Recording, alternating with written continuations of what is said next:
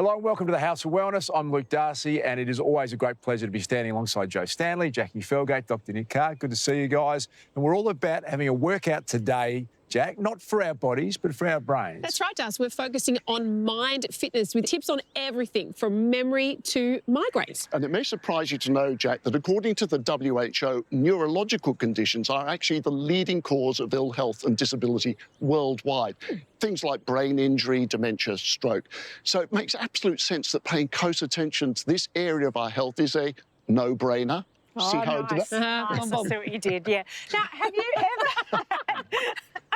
Have you ever had this experience, right? I like to think I have a pretty good memory, but you know when you go to introduce someone that you know really well, but you draw a blank and you can't remember their name? It's not really surprising, Joe, because it happens to most of us at some point, because our memories actually peak in our 20s, and then it's a really rapid decline from the 50s and 60s, I'm afraid to say. But the good news is that with a bit of practice and a bit of work, it is possible to help train both your mind and your memory. Well, I recently sat down with Tansel Ali, who is basically the Usain Bolt of memory. And he promises he can teach anyone his total recall techniques. I've done it in 10 minutes. OK, Tansel, so I'm going to write down 20 numbers and I'm going to give you 2 minutes to memorise them and you're going to recite them back to me, but no peeking. OK, Close your give eyes. it a go. Tansel Ali says he used to have a shocking memory. I would forget people's names easily, I would forget numbers, even forget what directions and instructions people gave me. So it was actually quite terrible. 2 minutes, here you go. All right. And what triggered the decision to start training your brain? A friend of mine came up to me and said, look, I can remember all these random objects back to front, any order, and so I had to test him out. And I gave him a whole bunch of words and he memorised everything and I was wowed by it. And I said, well, what's the trick? Because I thought it was a trick. I said, no, it's just memory techniques. I'm like, what are you talking about? All right, I'm done. You're done. You still got 15 seconds to go. OK. I feel like a teacher marking you. All right, go. Oh, straight away? Yep. All right, yeah, here we go. So 1, 3, 2, 6, 5, 4, 7, 9, 8, 6, 1, 3, 9, 8, 3, 5, 2, 7, 8, 4. Stop it. Well done. That's insane. All right, tell us, how do you do it? All right, so here's the thing. From 0 to 9, I use letters of the alphabet. All right, so that could be a T, that could be an M, that's an N, that's a J sound, right? So each number has a sound, a letter associated, and then when I get 2 digits together, I create a word.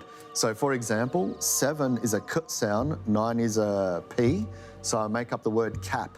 And then once I have words, all I have to do now is connect them into a story along a familiar path, and that's how I remembered the order. Tansel's technique isn't something you can master overnight, but the results of his approach speak for themselves. He's won the annual Australian Memory Championships 4 times over, and he says visual storytelling is the key to making every piece of information stick. We're used to rote learning and repetition, but what people find is that if you repeat over and over again, you can still forget. Like nothing really gets stored in our brain. And the best way to remember is through storytelling and brain engagement. What is the most impressive feat you've done memory-wise?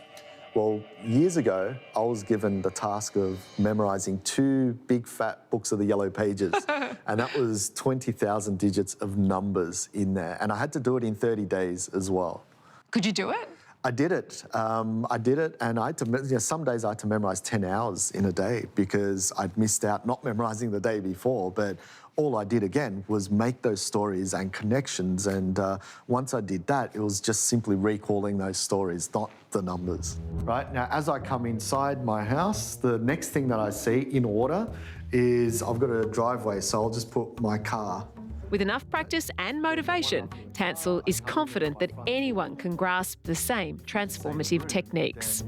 I deal with a lot of professionals, and the thing they really want most is how can I use this to improve my career, and the opportunities where, for example, if someone is a public speaker, right, they want to be able to remember their speech, and it's not so much about remembering now, it's about the impact they want to have on their audience, and how memory plays a part of that is you start to look into, okay, what's the best way I can deliver that message, and how is it going to be the most memorable? So you understand what the principles of memory are, now you know how to deliver it.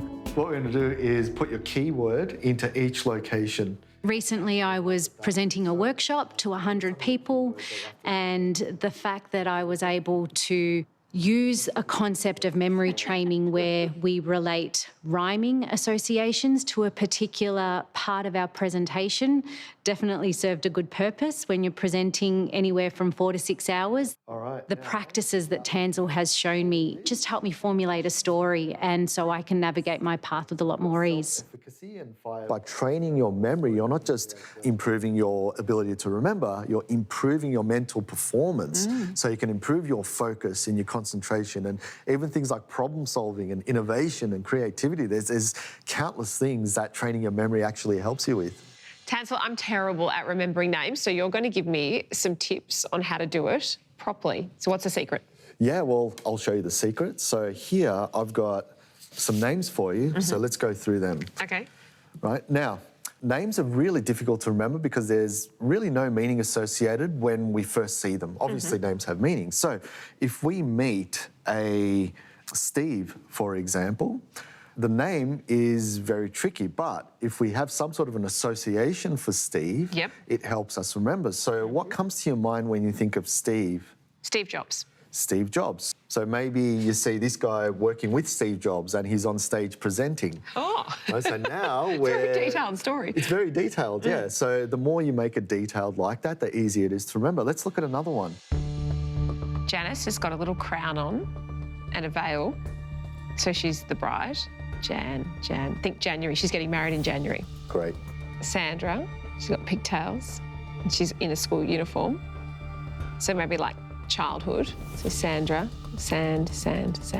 Childhood by the beach with the sand. Wanda. A fish called Wanda.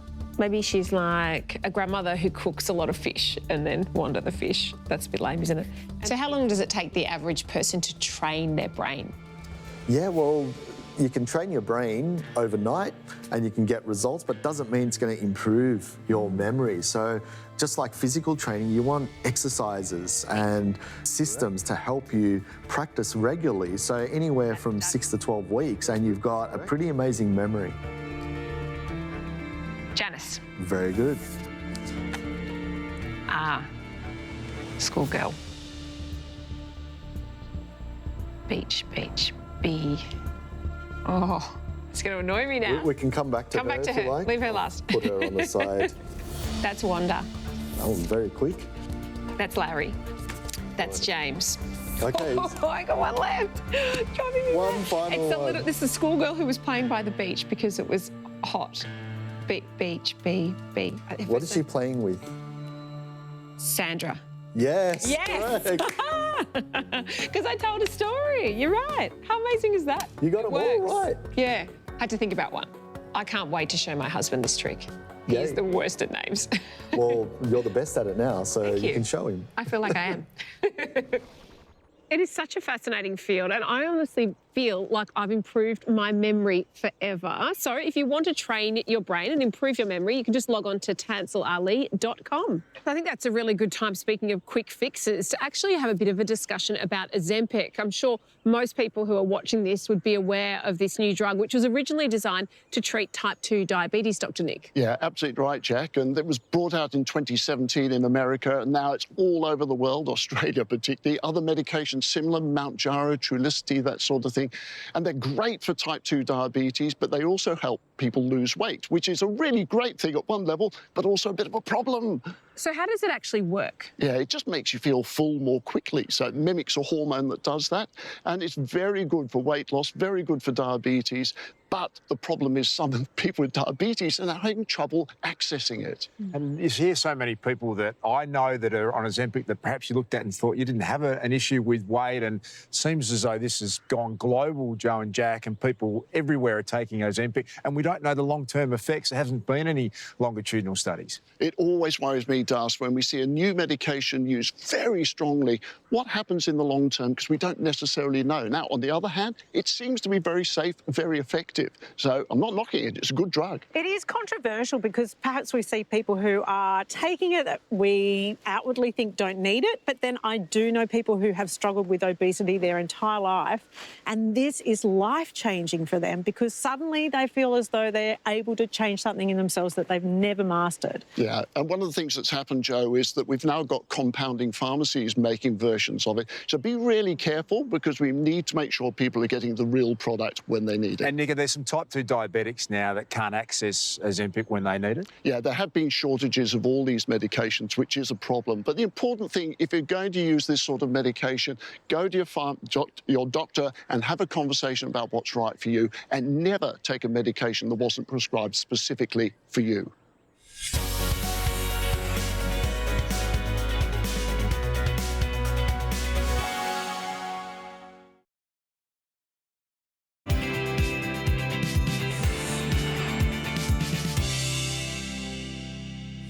Okay, so let's talk about work.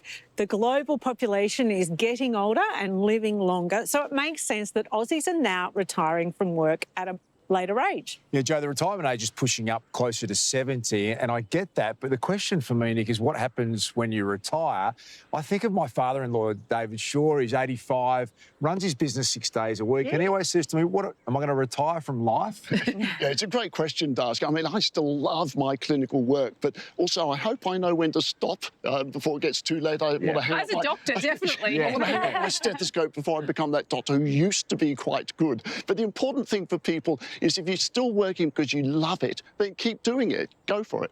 Well, regardless of where you are on the life cycle, every stage of life is a good time to focus on wellness and self-discovery. And Luke Hines is doing exactly that through the gentle art of massage. Just when I thought I had experienced every kind of massage, along comes another one that is just as intriguing as the last. This time, though, I'm about to step into a realm where ancient wisdom and modern healing converge. I'm told it's a bit like a journey of self-discovery, nurturing body, mind and spirit. Well, let that journey begin. Tanya, what is intuitive massage? Intuitive massage is a combination of massage techniques incorporated with other modalities. So we bring in Reiki, we bring in crystals, and we also use kinesiology to look at the energy within the body so we can shift and make changes and balance the body. So when I go for a massage traditionally, it's usually to ease sore muscles. Yep.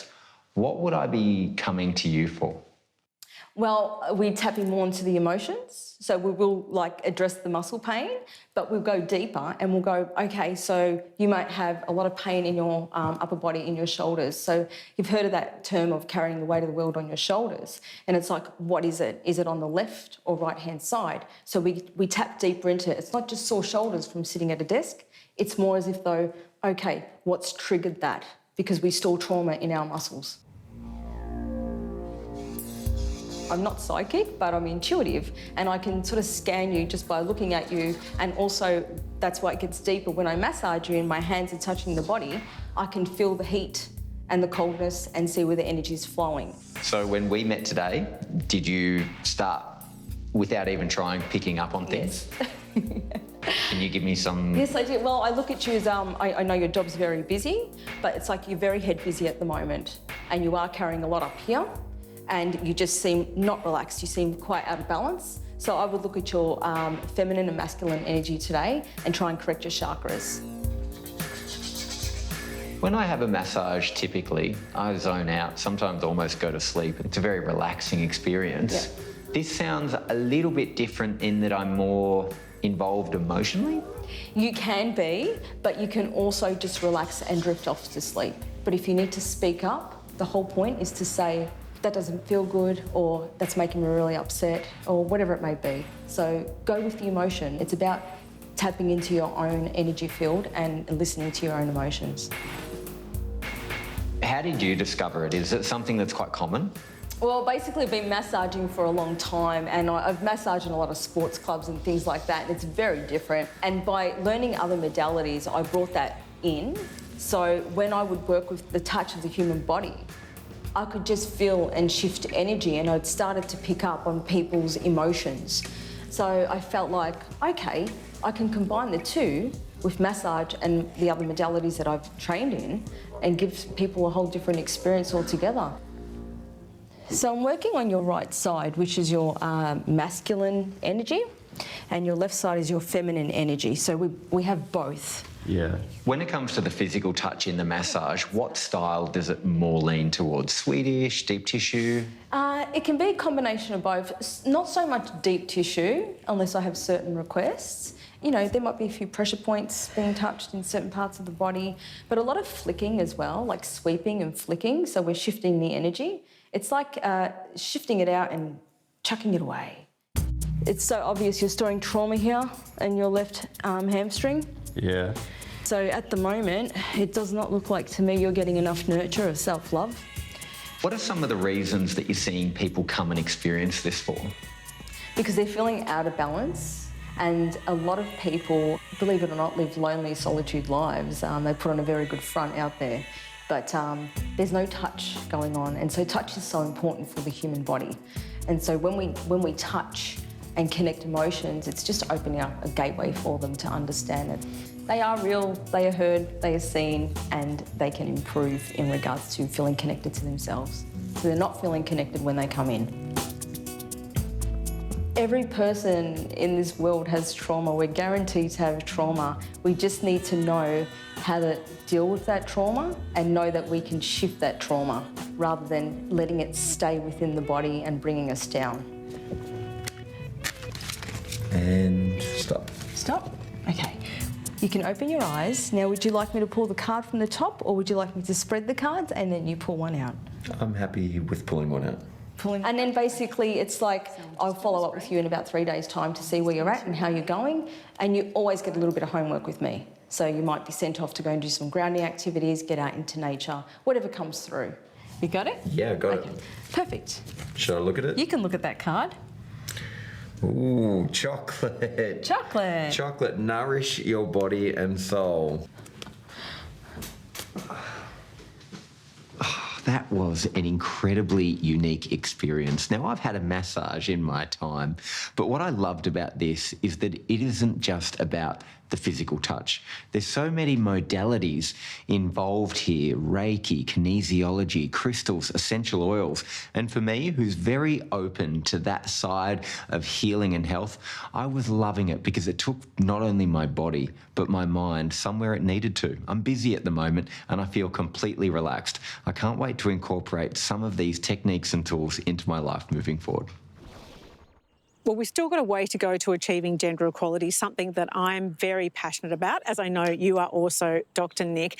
But it's not just the pay gap where women are being disadvantaged. We're also being shortchanged when it comes to pain. Yeah, I'm afraid so, Jo. And it's such an important issue for women because recent surveys have unearthed what's been called a gender pain gap, where more women than men talk about how their pain is being disregarded or not taken seriously enough. And you think about the impact of that, Dr. Nick, not just on a woman's quality of life, but her relationships, her career, even her financial security. Well, the good thing that someone who has taken this issue seriously is the Victorian government, surprisingly enough, who've launched an inquiry into women's pain, and submissions are being called for up until the end of July. Well, statistically, more women than men suffer from headaches and migraine, including netball legend and commentator Bianca Chatfield, who's now on a mission to take the pain out of migraine. I thought it was an issue with my eyes, and that's what started me exploring what it was. And that lasted for a couple of hours, and then the headache kicked in. Former netballer Bianca Chatfield has lived with migraines for over 20 years. I started to lose my peripheral vision. It started to get very blurry, and this aura, as people talk about with migraines, comes over you and you can't really focus or see clearly. And I didn't know what was going on. I thought it was an issue with my eyes. While over 5 million Australians suffer from migraines, the stigma attached to what's perceived as a bad headache still exists.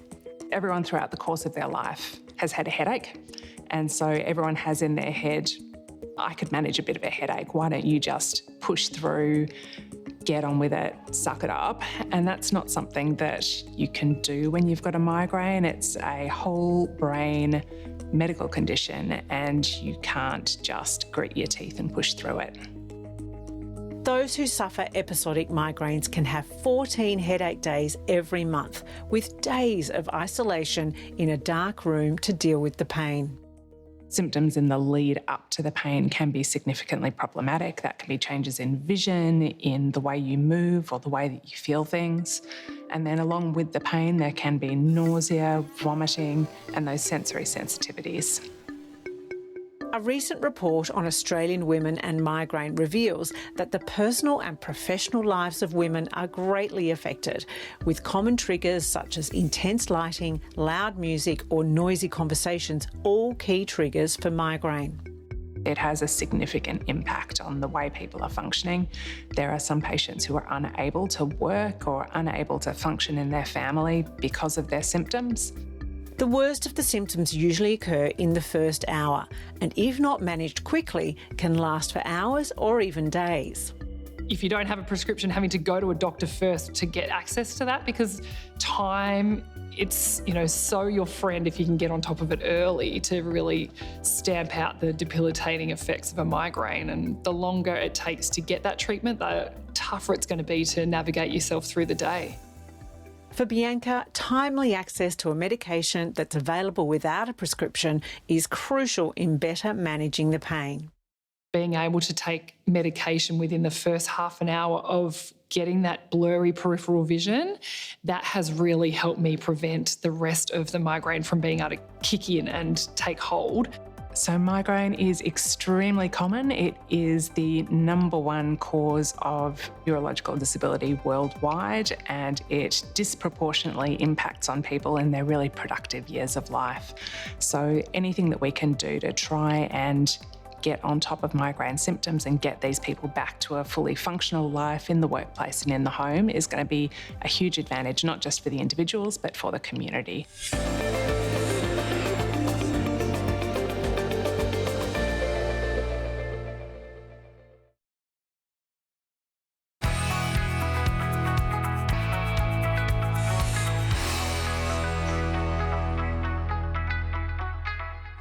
Well, Nick, the summer holidays feels like a lifetime ago already, but I have to say I'm enjoying a beautiful bit of sunshine today. Perfect autumn day. Yeah, and Australia has one of the highest UV indexes in the world. So, it might surprise you to learn that 1 in 4 Aussies is vitamin D deficient, which is pretty high rate considering the amount of sun that we get. And we know that vitamin D is incredibly good for our general health and that most of that comes from the sun. But how do we know, Nick, what the right amount of sunlight exposure is for all of us? Yeah, well, it's a really good point, Darcy, and things have changed. We now know that the most common type of vitamin D deficiency is in the winter time and the southern states. Is it possible that we push the needle too far? I often see kids at school on a winter's day, there's virtually no sunlight. They've got the big broad brim hats, and office workers who literally don't see any sunlight at all. Is it possible we've made it too far the other way? Yeah, I worry about that too, Darcy. It feels like we got really scared of the sun. But remember, there's a whole rainbow of skin types out there. And the new advice is that we have to personalise this to get the right balance between being sun smart and getting enough vitamin D. So have a chat with your health professional. Vitamin D is great for the brain, and so much of the focus today on the House of Wellness is looking after our grey matter, Nick.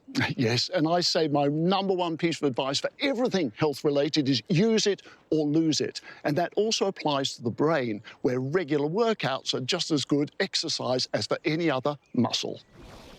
So when we think about the brain, we rarely think of it as a muscle.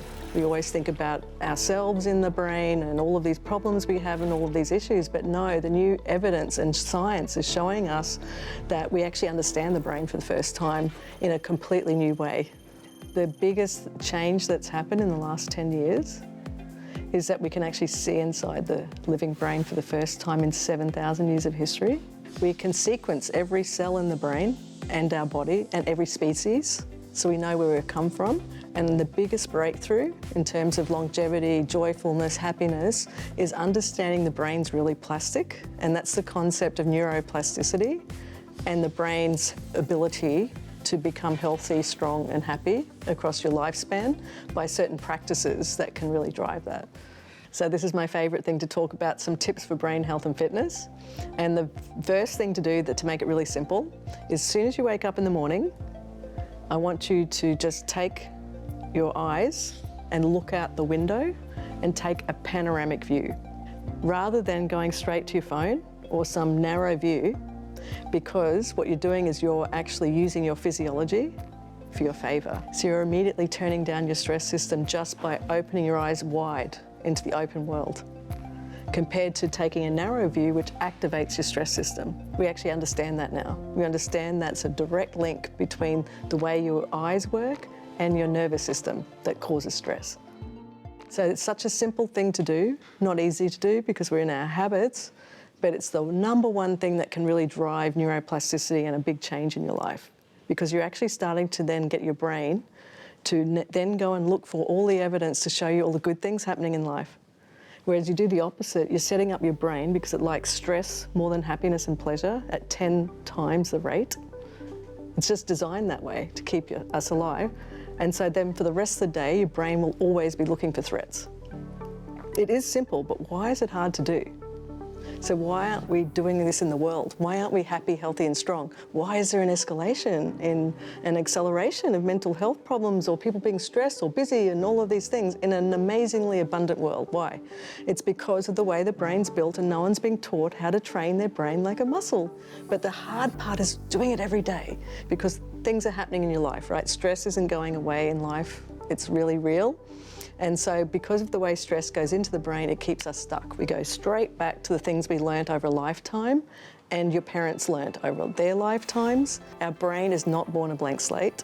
We come predetermined by our genetics, and then the way our experiences shape our early life has a big impact on our belief system. So you can see why, yes, it's simple, but to step into this new cocktail of neuroplasticity where you're changing your future that's different to your ancestors can't happen easily, can it? Because you're literally shifting into a whole new mindset and life. So no wonder people are stuck. And people like to put it on the individual and say, if only they did this, if only they had more willpower. But when you understand how the brain works, that's just not possible, because you have to train the brain first to make it possible for people. It's the first step.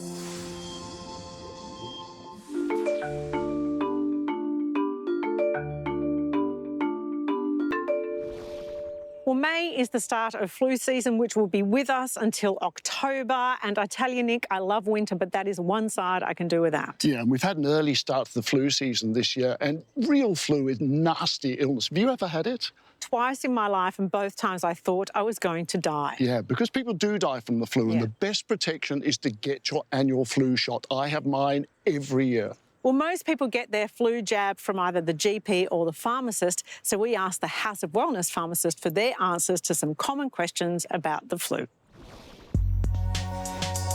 So many people present with colds thinking they have the flu. And while the symptoms might be similar and they're both respiratory illnesses, the main difference is severity. The common cold can be caused by over 200 viruses, but the symptoms are quite mild. Think a runny nose, headache and a cough. The flu is caused by the influenza virus, and when you have it, it knocks you around. You'll most likely have a fever, body aches and pains, fatigue to go with that stuffy nose. You can be vaccinated from the flu, but not the cold. Otherwise, treatment options are pretty similar, like drinking lots of water, getting lots of rest, eating well, paracetamol for pain, throat lozenges for a sore throat. Just take care of yourself and try not to pass on the virus to anyone else, especially the elderly. There's lots of cold and flu meds available, but it all comes down to the active ingredient and which symptoms you're trying to treat. It's a controlled substance, which is why we ask for your driver's license when you buy it. We're so lucky to live in a world where we can be vaccinated from the flu. But the virus changes and mutates, and so does the vaccine. It gets updated every year, just in time for the flu season. And if you've ever had the flu, you'll be lining up at your pharmacy every year to get one.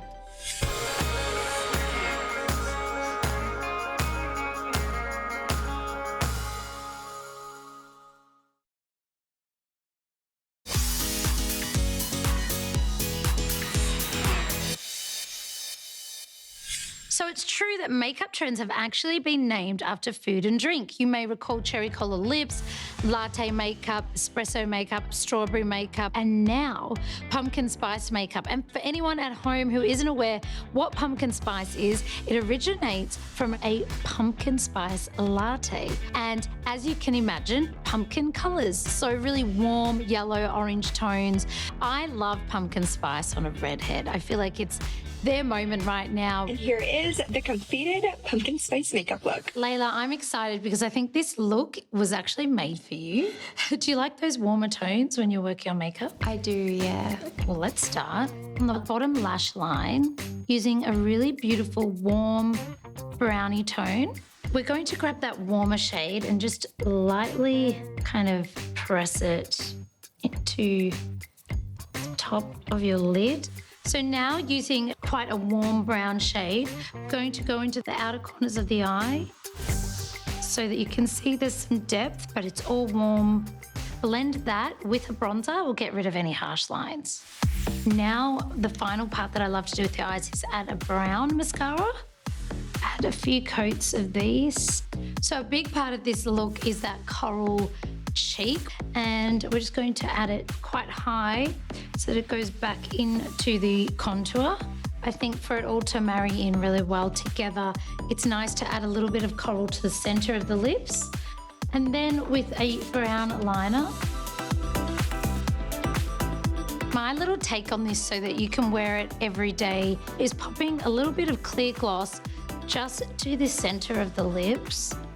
And that glazed look really, I think, is quite flattering and suits everyone. And I think we're finished, we're done. I'm loving this look on you. What do you think? Are you vibing at all? I love it. I love warm tones, so I'm feeling very confident. Ready to take on the day? Ready.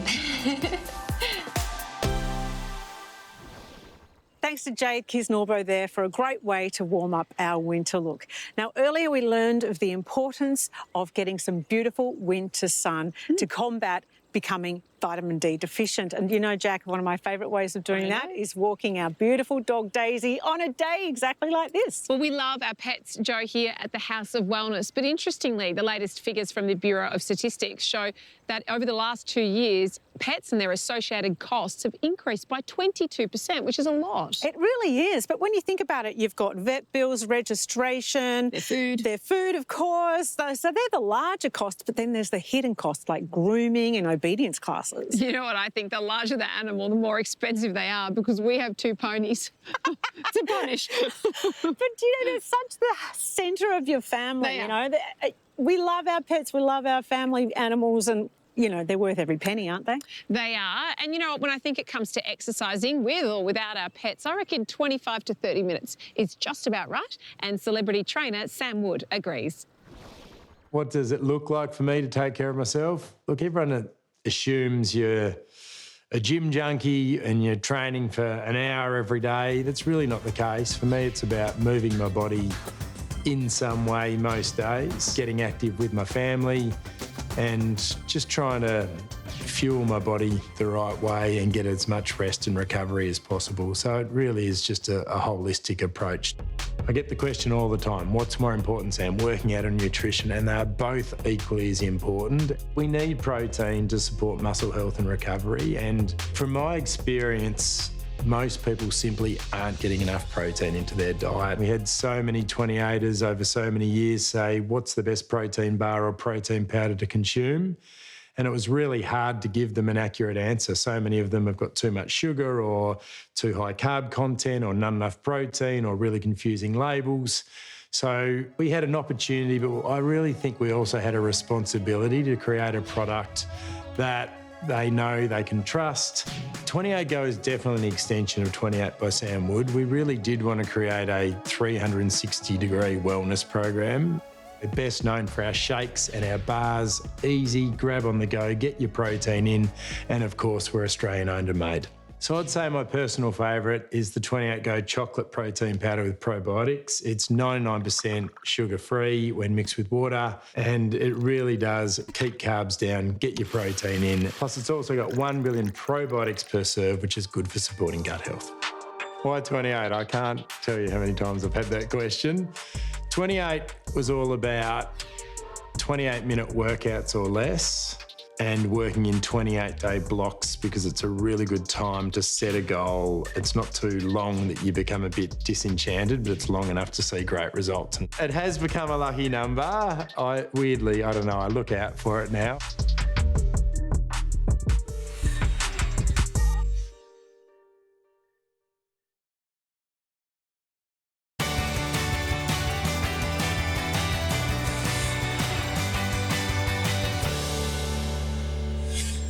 There's a new frontier of healthcare underway, and it's happening deep in our cells. That's where we find the powerhouse known as the mitochondria. The best analogy for the mitochondria is a car. Now, it doesn't matter what sort of flash car you have. If you don't have any energy in the car doesn't move. And it's the same thing with the cells. So every cell in the body has this mitochondria, which is this little fuel pack or battery that drives the cell. So you need a good functioning mitochondria to have energy for your body to function well. And much like the engine of a car, our cells need a spark plug. Enter ubiquinol, a fat-soluble antioxidant found naturally in every cell. Ubiquinol is one of the major drivers of the mitochondria. So the mitochondria produces this thing called ATP, which is the unit of energy. When you breathe oxygen that combines with the fuel, glucose, and all the other nutrients we have. And that goes through this cycle called the respiratory chain. And this respiratory chain that goes on in the mitochondria creates the ATP. Now, ubiquinol is one of the vital keys to move this chain. So you're moving all the chemicals along to make ATP. You need ubiquinol for that. Ubiquinol has a role in supporting heart health, male fertility, and healthy cholesterol. But like many processes in the body, ubiquinol isn't spared from the effects of ageing. When you get to about 30, which is the peak of your life, those levels of ubiquinol, the active CoQ10, drop off when you get especially over the age of 50. But there are other reasons for it as well. You have to have around 3 kilos a day of broccoli to get 100 milligrams of ubiquinol, or 1.5 kilos of steak a day to get 100 milligrams of ubiquinol. If you're concerned about how much ubiquinol you're getting, you really should be speaking to the health professional you trust, your doctor, your naturopath, and they can give you the best sources of ubiquinol. Today's focus is on keeping mind fit, and a part of that is doing what you can to manage stress, because life is overwhelming and it does bring so many pressures. It does, I think, for all of us, isn't it? I always like to think of the sort of daily habits and routines that you can do that maybe reduce that stress, Joe, and not to get too upset if you miss it, but maybe trying to be as consistent on that front certainly helps me manage a bit of stress. Well, one of my key strategies, I say to myself, just do one thing. You know, when life becomes overwhelming and you think you just can't even think how to get out of this situation, one thing, go for a walk or eat some green vegetables or even just leave the house. Just that one thing can sort of set the ball rolling for all the next one things. Well, that's not even just making your bed to start the day is one positive thing that you've done, and away you go. On that note, here's Zoe creating a world of flavour, one ingredient at a time. I love to experiment when I cook, using new ingredients and mixing up flavours and textures, which I'm exploring today with my mackerel, roasted cauliflower and almond salad.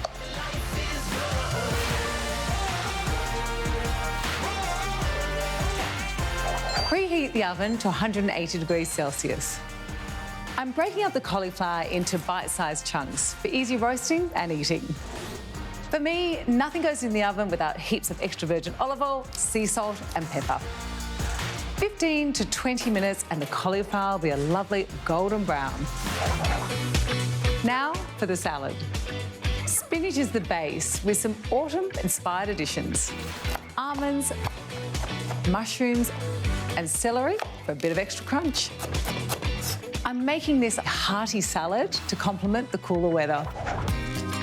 Mackerel brings a distinct salty, slightly sweet taste to the mix. I'm using the tinned variety for longevity of the dish, but raw works too. Just make sure it's really fresh. Mackerel is an oily fish, which means it's packed full of omega-3 fatty acids. Add the roasted cauliflower for extra filling and depth. And a simple dressing. Apple cider vinegar is acidic, sharp and tangy, but the flavours of the salad are strong enough to stand up to it. This creation really is a mixed bag. It's got soft textures, crunch, sweet and sour flavours, but in taste terms, I'd say this experiment was a success. Get Nourished is brought to you by Swiss Ultiboost High Strength Krill Oil, a premium quality, sustainably sourced formula to relieve knee pain and stiffness in mild to moderate osteoarthritis and support heart, brain and eye health.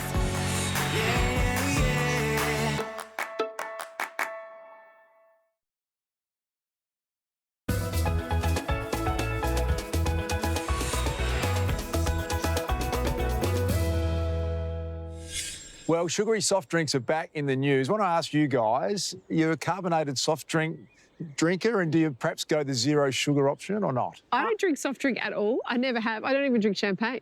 Well, you are very is the righteous. Yes, I'm ashamed to admit that I'm quite partial to a Coke Zero every now and then. And you go the zero option? You prefer Coke Zero, not the full strength? It makes no difference. Yeah, I'm sure. my secret vice is a bad me with a Coke with lots and lots of lemon. I absolutely love it. But did you know that the soft drink industry has pledged to reduce the amount of sugar by 20% by 2025? It was part of the Australian Beverage Council's pledge announced by the federal government, and it sounds really good on paper. And if it comes true, it actually will make a difference to tackling the obesity crisis. Well, it's interesting you say that, Nick, because a lot of people have got Coca-Cola back in their sights with the allegation that Fanta has had a 60% increase in sugar, having been reduced only a couple of years earlier. Yes, apparently a standard 600ml bottle of Fanta allegedly had an extra 4 teaspoons of sugar added last year, despite the company's marketing claims that they are making their products healthier. So in the UK, there's, of course, the sugar tax, and there was a push for it here a little while back, and now health experts are saying, well, maybe it's time we look at that sugar tax on soft drinks again. Yeah, I don't care whether it's tax, whether it's law, anything that reduces the amount of sugar floating around in our society has to be a good thing. Yeah, and interestingly, Nick, up to 21 different health bodies, including the AMA and the Cancer Council, have got together to form an alliance called Rethink Sugary Drink, and they're going after reforms such as a sugar tax and trying to find ways, as you said, to reduce sugar in our diet, which seems like a positive idea all round. On that note, on that very sugary note, that's all we've got time for today. Thanks to Joe and Jack and Dr. Nick Carr. Well, we're all sweet enough. Yes, yeah. Make sure you check out House of Wellness Radio with Luke Hines and Gerald Quigley every Sunday. Thanks, as always, to our great friends at Chemist Warehouse. After that little pause, it's goodbye for now.